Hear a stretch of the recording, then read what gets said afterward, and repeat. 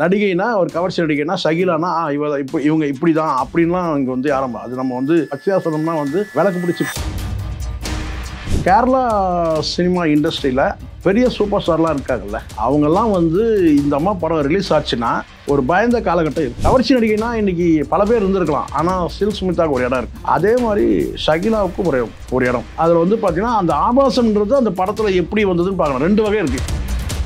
ஷகிலாவுக்கும் அந்த பைல்வானுக்கும் விவாதம். அதில் இவங்க வந்து ஷகிலா வந்து அவங்க மகள்கிட்ட போனாங்க இல்லையா, அவங்க மகளை வந்து இவங்க வந்து ஒரு லெஸ்பியன் சிங்கம் மாதிரி இந்த பெண் வந்து ஷகிலா உட்கார வச்சு கிழிச்சிட்டாங்க. வேற பைல்வான்.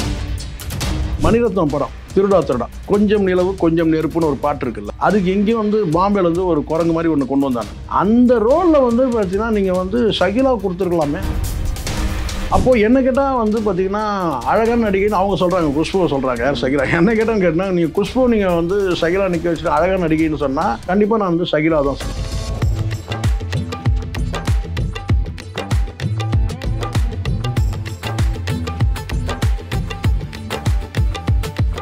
ரியல் ஒன் நேயர்களுக்கு வணக்கம். இன்றைய சிறப்பு நேர்காணலில் நம்முடன் இணைந்திருப்பவர் மூத்த பத்திரிகையாளர் திரு ஷேகுவார் அவர்கள். வணக்கம் சார். வணக்கம். எப்படி இருக்கீங்க? நலம் சார். நடிகை ஷக்கீலா எல்லாருக்கும் தெரியும், அவங்க நல்ல ஒரு நடிகை. ஆனால் ஷக்கீலா அப்படின்னும் போது எல்லாருக்கும் மைண்டில் வருது இந்த ஆபாச படங்கள் அப்படின்றதா இருக்கும். ஸோ இவங்களுக்கு பின்னாடி ஒரு லைஃப் ஸ்டோரி கண்டிப்பாக இருக்கும். ஸோ யார் இந்த ஷக்கீலா? இவங்க எப்படி இந்த சினிமாவுக்கு வந்தாங்க? ஷகிலா ஒரு தமிழ் பெண், சரிங்களா?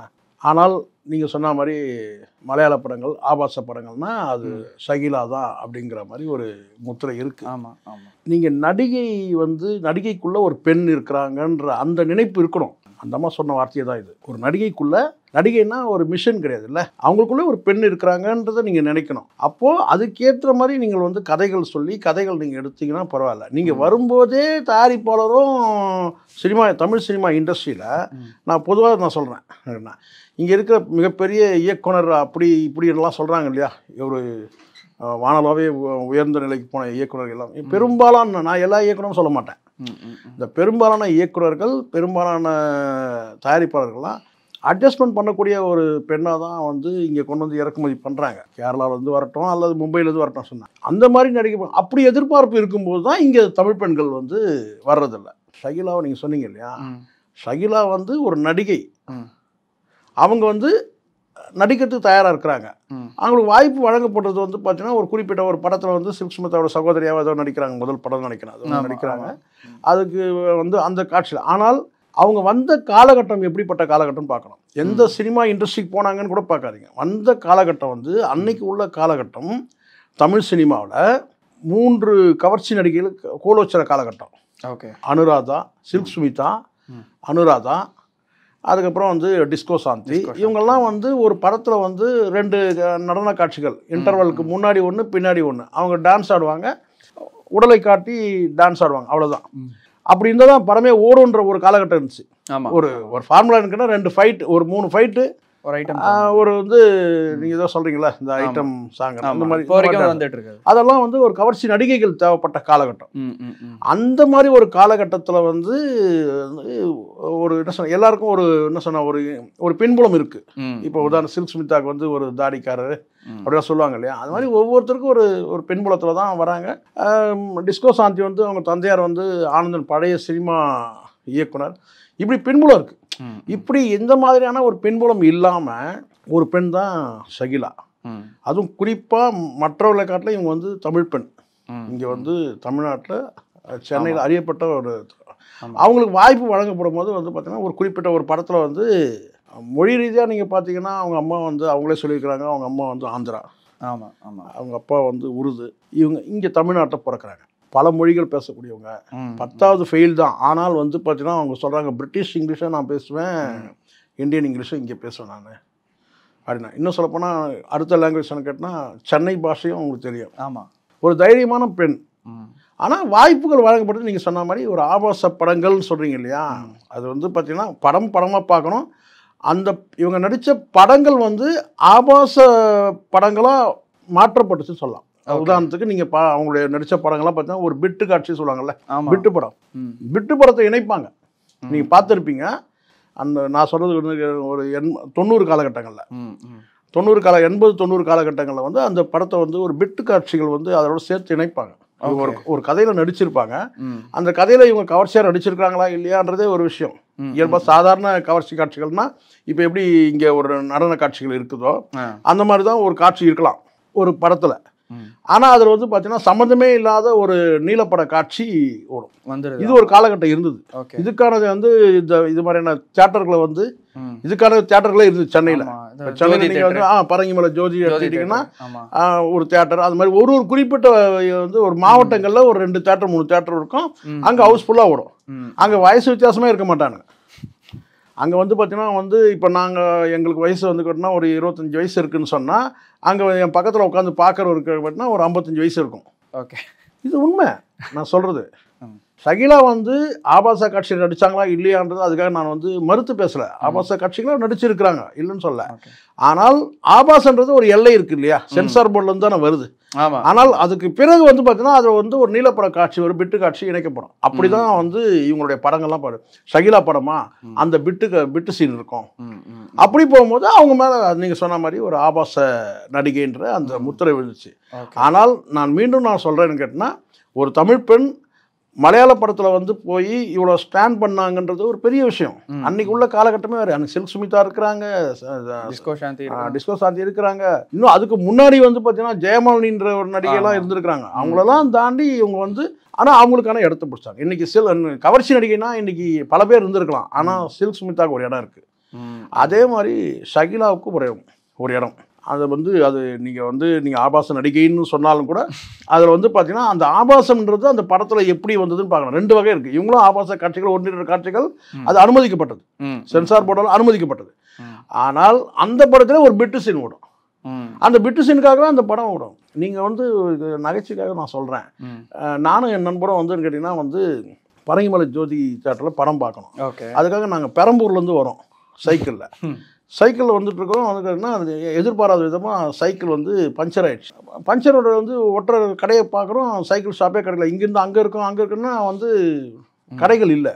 அப்படியே தள்ளிக்கிட்டே வரோம். அப்படின்னு கேட்டால் 12 நூன் ஷோ 12 மணிக்கு படம் ஆரம்பிச்சாச்சு. நாங்கள் வந்து கிளம்புனதே வந்து பார்த்தீங்கன்னா ஒரு 11 மணிக்கு தான் சைக்கிள். அதுக்கப்புறம் பஞ்சர் ஓட்ட முடியல. சரி, ஓட்டவும் முடியாது, உட்காந்து ஓட்ட முடியாது, தள்ளிக்கிட்டே வரும். ஓடல எல்லாம் ஓடி எல்லாம் வந்து பஞ்சர் ஒரு இடத்துல ஒட்டி அதுக்கப்புறம் உட்காந்து எல்லாம் வந்து உள்ளே நுழையும் போது 1 மணி தாண்டிடுச்சு. ஓகே, சரி போய் வேறு என்ன பண்ணுறது. சரி வந்துட்டோம், இவ்வளோ தூரம் வந்துட்டோம். அந்த ஒரு நிமிஷம் தானே, அந்த 1 நிமிஷம் 2 நிமிஷம் தான் பிட்டு காட்சி தானே வந்திருக்கிறோம். அப்படி போய் உள்ளே போய் உட்காந்தா பக்கத்தில் சொல்கிறாரு, என்னப்பா இவ்வளோ லேட்டாக வந்துருங்க, இப்போ தான்ப்பா அந்த பிட்டு காட்சி. என் ஃப்ரெண்டு கேட்டான், சார் போயிடுச்சா சார்? அந்த பிட்டு சீன் போயிடுச்சுப்பா, இப்போ தான் போயிடுச்சு அப்படின்னு சொன்னாங்க. சரி, ஒரு இன்டர்வலுக்கு அப்புறம் வந்து ஒரு பிட்டு காட்சி வரணும்னு சொன்னால் வரவே இல்லை. சரி, அந்த மாதிரி இது மாதிரி ஏமாற்றங்கள் வந்து எல்லாருக்குமே இருக்குது. நான் இது எதுக்காக இதை சொல்கிறேன்னு கேட்டிங்கன்னா, ஆபாச படம் உண்மைதான். ஷகிலா வந்து ஆபாச படத்தை நடிச்சிருக்கிறாங்க. ஆனால் அது வந்து சென்சார் படம் அனுமதிக்கப்பட்டது தான். அந்த பிட்டு காட்சி தான் வந்து முற்றிலுமாக இவங்க வந்து அதாவது பிட்டு சீன்லேயே இவங்க தான் நடித்த மாதிரியான ஒரு ஃப்ரேம் வந்துடுச்சு. அது வந்துடுச்சு. மற்றபடி வந்து என்ன, கேரளா சினிமா இண்டஸ்ட்ரியில் பெரிய சூப்பர் ஸ்டார்லாம் இருக்காங்கல்ல, அவங்கெல்லாம் வந்து இந்த அம்மா படம் ரிலீஸ் ஆச்சுன்னா ஒரு பயந்த காலகட்டம் இருக்குது. அது ஒரு காலகட்டம் இருக்குது. அது மம்முட்டியாக இருக்கட்டும், மோகன்லாலாக இருக்கட்டும், இவங்க படம் ரிலீஸ் ஆகுதுன்னா அவங்க படம் ரிலீஸாக தள்ளி போட்ட காலம்லாம் இருக்குது. இது கலெக்ஷன் அடிவாங்க. ஆமாம், நிச்சயமா. அதான் ஷகிலாவுக்கு நீங்கள் என்ன நினச்சிருக்கீங்க? ஷகிலாவுடைய சுயசரிதையெல்லாம் வந்து கேரளாவில் வந்து பதிவு செய்யப்பட்டிருக்கு. ஓகே. ஸோ அவங்க கடந்து வந்த பாதை, அவங்க போராட்டங்கள், சினிமாவில் அவங்க வந்து எப்படிலாம் ஜெயிச்சாங்க அப்படின்றதுலாம் அவங்க ஒரு புத்தகமாகவே எழுதியிருக்கிறாங்க. அது வந்து மொழியாக்கம்ல தான் கேரளா மொழியில் வந்து அவங்க வந்திருக்கு. அதனால் வந்து கேரளா சினிமா இண்டஸ்ட்ரியில் நீங்கள் தமிழ் சினிமாவிலேயும் அவங்க அறியப்பட்டவங்க தான். அவங்க ஒரு இது பரிதாபமாக இருக்கும் அவங்க சொல்லும் போது. என்னென்னா, அவங்க நடித்தது என்னமோ கேரளாவில் மலையாள படங்கள் தான். ஆனால் அந்த மலையாள படத்தை ஏதோ தமிழ்லேயும் தெலுங்குலேயும் தான் மொழியாக்கம் பண்ணாங்கன்னு நீங்கள் நினைக்காதீங்க. அவங்களுக்கு என்ன ஊதியம் கொடுத்துருப்பாங்க. ஆனால் மார்க்கெட்டிங் வந்து ஆல் லாங்குவேஜ். நார்த்தில் கூட பல மொழிகளில் வந்து அவங்களுக்கு வந்து மொழியாக்கம் பண்ணப்பட்டிருக்கு. டப்பிங் பண்ணி வெளியிட்டிருக்கிறாங்க. ஆனால் அவங்க வந்து வழங்கின ஊதியம் எவ்வளோ இருக்குன்னு நீங்கள் நினைக்கிறீங்க? அந்த ஒரு குறிப்பிட்ட அந்த படத்துக்கு என்ன தொகையோ அதான் கொடுத்துருப்பாங்க. Okay. மொழியாக்கம் பண்ணும்போது அதெல்லாம் கொடுக்க போதில்ல. தமிழில் மட்டுமே படத்துக்கு நம்ம நினைக்கிறோம், தமிழில் தான் இவங்க டப் பண்ணியிருக்கிறாங்கன்னு நினைக்காதீங்க. பல படங்கள் வந்து சொன்னாங்க மொழியாக்கம், அதை ஹிட் பிக்சர் சொல்கிறாங்க இல்லையா, dubbing. ஆமா ஆமா ஆமா. அது டப்பிங் எல்லாம் கேட்டால் பல வந்து மொழிகள், வட இந்திய மொழிகள்லையும் டப்பிங் பண்ணியிருக்காங்க. அது மொத்தம் என்னன்னா ஷகிலான்றவங்க வந்து பார்த்தீங்கன்னா வந்து இந்தியா முழுவதும் அறியப்பட்ட நடிகை தான்.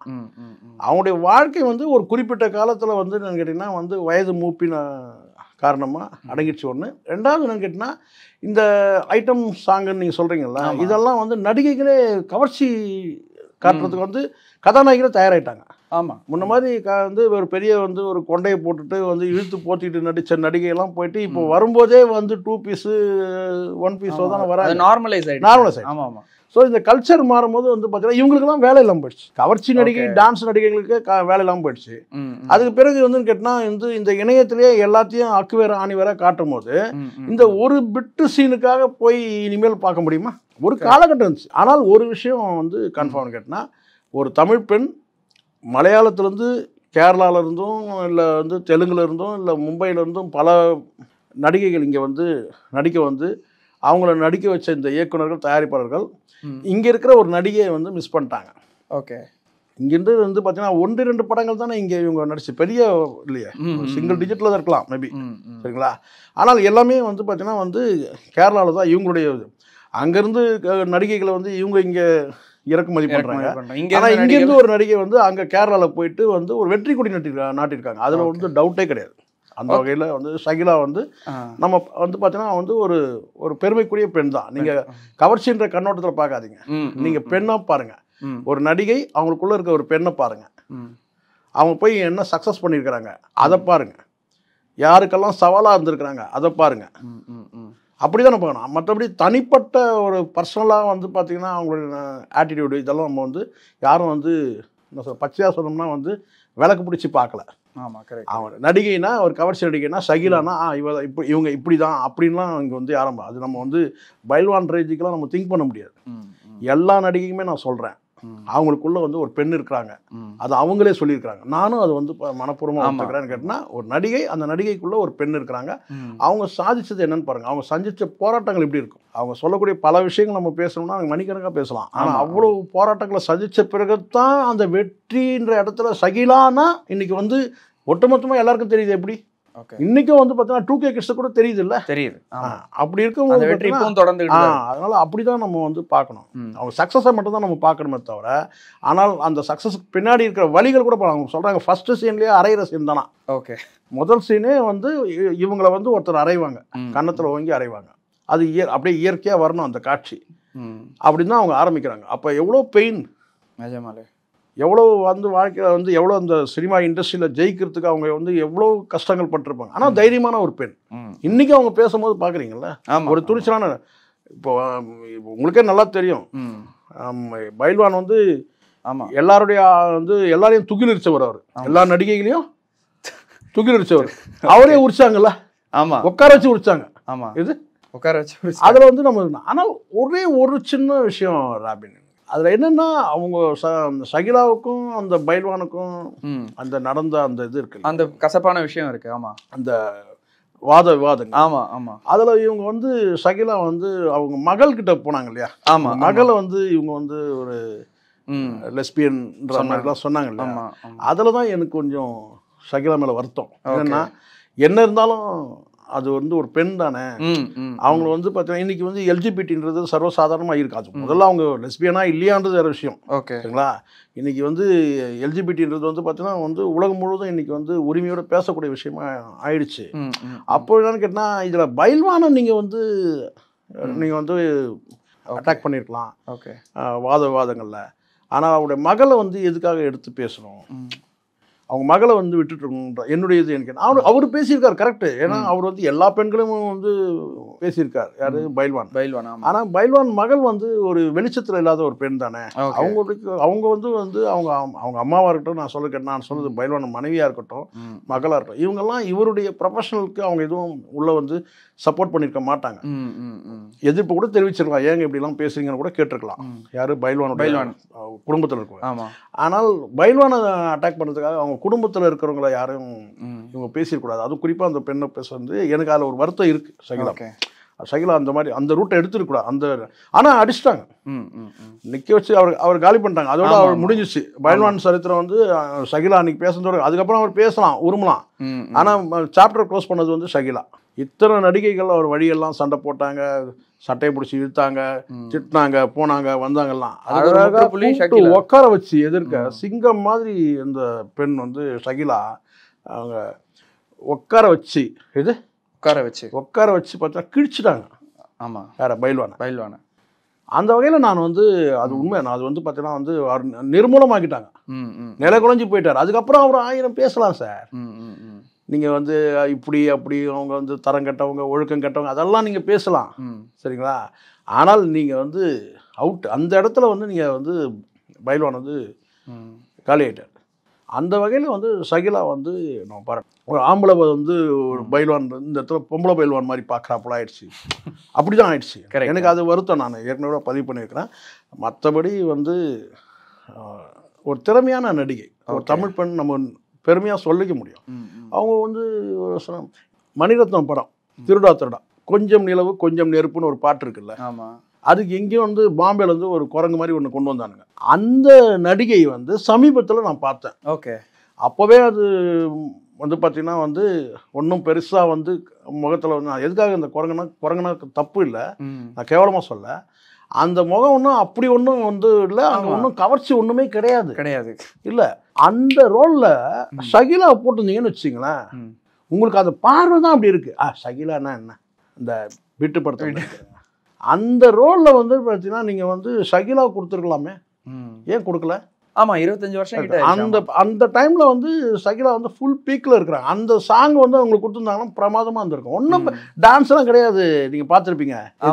சும்மா இந்த பக்கம் இழுத்துட்டு அப்படியே தான் ஒன்றுமே மாறுமே தவிர ஒரே தான் இருப்பாங்க. இப்போ பார்த்தேன் ஒரு வாரத்துக்கு முன்னாடி ஒரு இதில் பார்த்தேன். இதுக்கு ஷகிலா இன்னும் கரெக்டாக இன்னும் நல்லா இருக்கிறாங்க. அன்னைக்கு இருந்த அதே ஷகிலா இன்னைக்கு இருக்கிறாங்க. அன்னைக்கு நடிச்ச அந்த நடிகையோட பேர் எனக்கு தெரியாது, அதனால சொல்ல. அந்த கொஞ்சம் நிலவு கொஞ்சம் நெருப்புன்னு ஒன்றாய் சேர்ந்தால் என் தேகம் இருக்கு அந்த பாட்டுக்கு. அந்த பாட்டுக்கான அந்த நடிகை சமீபத்தில் நான் பார்த்தேன். ரொம்ப கஷ்டமா அது பார்க்கறதுக்கு. அப்போ நான் ஷகிலாவை நினச்சிக்கிட்டேன். ஓகே, இன்னைக்கும் ஷகிலா வந்து பார்த்தீங்கன்னா அழகா இருக்காங்க. ஆமாம், அந்த முகம் ஒரு கவர்ச்சி இருக்கு, போல்டு இருக்கு, எல்லாமே இருக்கு.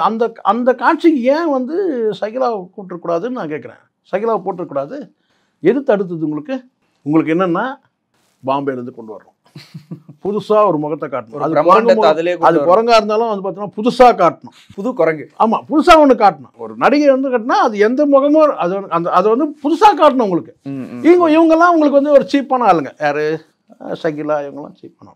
நான் மீண்டும் கூட சொல்றேன், இந்த இண்டஸ்ட்ரியில் இந்த இந்தியன் ஃபிலிம் இண்டஸ்ட்ரியில் ஒரு கவர்ச்சி நடிகை அப்படின்னு சொல்லிக்கலாம், ஆபாச நடிகைன்னு நான் சொல்கிறத விரும்பலை, கவர்ச்சி நடிகை. அந்த கவர்ச்சி நடிகைன்னு வந்து பார்த்தீங்கன்னா நீங்கள் சில்க் சுமிதா ஒரு இடம் இருக்குன்னா ஷகிலாவுக்கு ஒரு இடம் இருக்குது. அது யாரும் மாற்றவே முடியாது. இன்னொரு 10 வருஷம் கழித்து கூட நீங்கள் வந்து அவங்கள பார்த்தீங்கன்னா அதே அந்த முகத்தோற்றம், அதே பேச்சு கம்பீரம் அப்படியே இருக்கும். யாரும் எதிர்பார்க்கல, யாருடைய துணையும் வரவே இல்லை. இவங்கெல்லாம் ஒரு பின்புலம் இருந்துச்சு, நிறைய படங்களில் நடித்தாங்க சார். இவங்க டான்ஸ், இந்த அனுராதா, சில்க் சுமிதா, டிஸ்கோஸ் எல்லாம் நிறைய வந்து பார்த்தீங்கன்னா ஒரே நாளில் 10 ஷூட்டுலாம் போனலாம் இருக்குது, 10 சாங்கலாம். இவங்க அப்படிலாம் கூட வரவே இல்லை. மலையாள இண்டஸ்ட்ரியை வந்து இவங்களை வந்து அண்டர்டேக் பண்ணிச்சு. அவங்க அந்த மாதிரி ஒரு குறிப்பிட்ட படங்கள் நடித்தாங்க. அதுக்கப்புறம் தொடர்ச்சியாக அதே மாதிரியான படங்கள் வச்சு அதில் வந்து வெட்டு படத்தை ஓட்டி அதை அவங்க பணம் பார்த்தாங்க. இவங்களுக்கு ஆபாச நடிகைன்னு முத்திர வச்சு யாரோ செய்தாங்க. அதுக்கு பேர் வந்து இவங்க வந்து ஒரு ஆபாச நடிகை, விட்டு பட நடிகை அப்படின்னா ஒரு பைல்வான் பேசினார். கரெக்ட். விட்டு பட நடிகைன்னா ஒரு கேவலமாக வந்து பேசியிருந்தார். ஆமாம், ஆனால் அவங்க நடித்த படம் அது கிடையாது. அவங்க நடித்தது வேறு, ஆபாசமாக நடித்தது வேறு. அது அனுமதிக்கப்பட்டிருக்குன்ற நான் மீண்டும் சொல்கிறேன், சென்சார் பண்ணப்பட்டிருக்கு. ஆனால் வந்து பார்த்தீங்கன்னா அது வந்து விட்டு படத்தை இணைச்சது வந்து வியாபார உத்தி அது. அதனால் வந்து கேட்டால் என்னை கேட்டால் வந்து பார்த்தீங்கன்னா சில்க் சுமித்ரா எப்படி ஒரு இடம் இருக்கோ அதே இடம் வந்து பார்த்தீங்கன்னா வந்து ஷகிலாவுக்கே இருக்குன்னு நான் சொல்கிறேன். ஓகே. ஆனா இப்போ வந்து அவங்க இந்த மாதிரி இந்த குக் வித் கோமாளி ஷோஸ்லாம் பண்ணிட்டு இருக்காங்க. அதே மாதிரி சில இதில் இன்டர்வியூலாம் எடுத்துக்கிட்டு இருக்காங்க சார். அது நீங்க சொன்னீங்க இந்த மாதிரி அவங்களுக்கு மார்க்கெட் கம்மியாயிடுச்சு. ஸோ அதனால இந்த பக்கம் போயிட்டு அப்படி இல்லை, மார்க்கெட் கம்மி இல்லை, வெவ்வேறு காலகட்டம் இருக்குல்ல. இப்போ இன்னைக்கு வந்து இண்டஸ்ட்ரி நிறைய மாறி இருக்கு. முழுக்க முழுக்க எல்லாமே வந்து பேன் இண்டியா மூவின்னு வந்துட்டு இருக்கு. இப்போ இவங்களுக்கு அங்கே அந்த பிளாட்ஃபார்ம் இவங்களுக்கான பிளாட்ஃபார்ம் அங்கே இல்லை. ஒருவேளை ஒரு குறிப்பிட்ட ஒரு கேரக்டரில் வந்து இந்த இடத்துல வந்து சகிலா இருந்தால் தான் சரியாக இருக்கும்னா அப்போ கண்டிப்பாக கூப்பிடுவாங்க. அவங்களுடைய ஓய்வு நேரத்தை வந்து பார்த்தீங்கன்னா அவங்க ஏற்கனவே அவங்க பிரபலமாக இருக்கிறதுனால அப்போ அவங்க எங்கேருந்து அழைப்பு வருதோ அங்கே போகிறாங்க. இப்போ நீங்கள் சொன்ன மாதிரி குக் வித் கோமாளியாக இருக்கட்டும் இல்லை எதுவாக இருந்தாலும் ஒரு வேளை வந்து எதிர்காலத்தில் வந்து பார்த்தீங்கன்னா எப்போ யாருக்கு எப்படி ஜாக்பாட் அடிக்குதுன்னு சொல்ல முடியாது.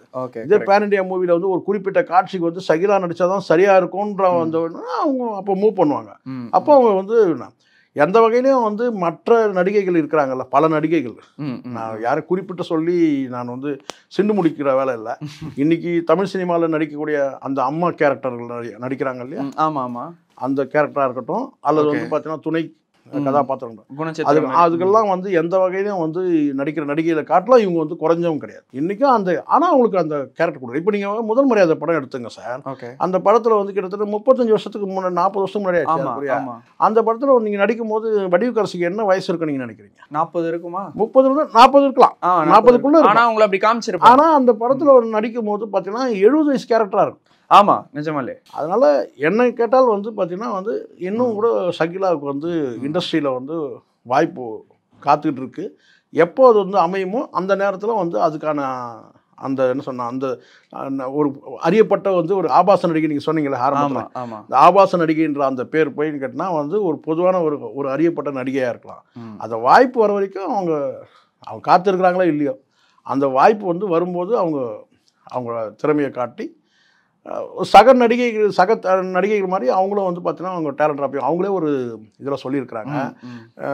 குஷ்பு வந்து இன்றைக்கும் அழகாக இருக்கிறாங்கன்னு சொன்னாங்க. ஆமாம். அப்போது என்ன கேட்டால் வந்து பார்த்தீங்கன்னா அழகான நடிகைன்னு அவங்க சொல்கிறாங்க, குஷ்புவை சொல்கிறாங்க. யார் சகிலா என்ன கேட்டான்னு கேட்டால் நீங்கள் குஷ்பு நீங்கள் வந்து சகிலா நிற்க வச்சுட்டு அழகான நடிகைன்னு சொன்னால் நான் முக அழகை சொல்கிறேன் நான், சரிங்களா?